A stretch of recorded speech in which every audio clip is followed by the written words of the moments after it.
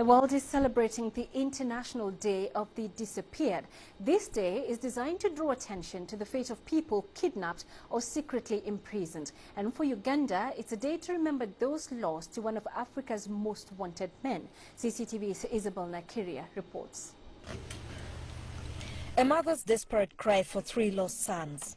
It's almost 2 decades now since Cecilia Ato's boys were taken. They had been digging at their home in Kitgum, northern Uganda, when they were whisked away. Taken by the Lord's Resistance Army, a murderous militia led by warlord Joseph Kony. Ato says the memories are still fresh. When I think about them, I feel it. And even when I'm holding something in my hands in the garden, it drops off my hands. When that happens, I leave the garden and return home. I sit alone by myself and cry a lot.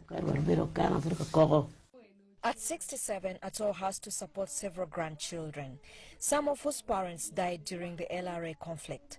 She has lost hope of her sons returning. Thousands, mostly children and women, were abducted by the LRA.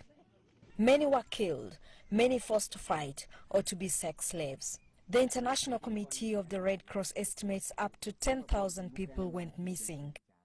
Where we have seen that even years after the conflict has ended, families of missing people bear this very heavy burden, which is often a silent burden of living in ambiguity, of not knowing what the fate of these missing people, often their children, is, if they are alive, how they are, or if they are dead.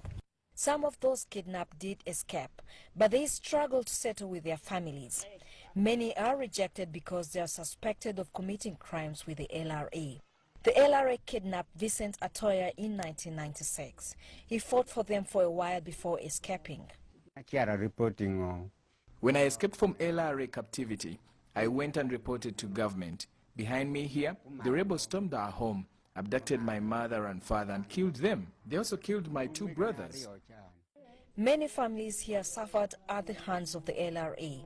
And the Day of the Disappeared is a chance to share the pain and to try and find peace. The scars of the 2-decade war in northern Uganda are far from healing. Many people were maimed and some are still mentally affected.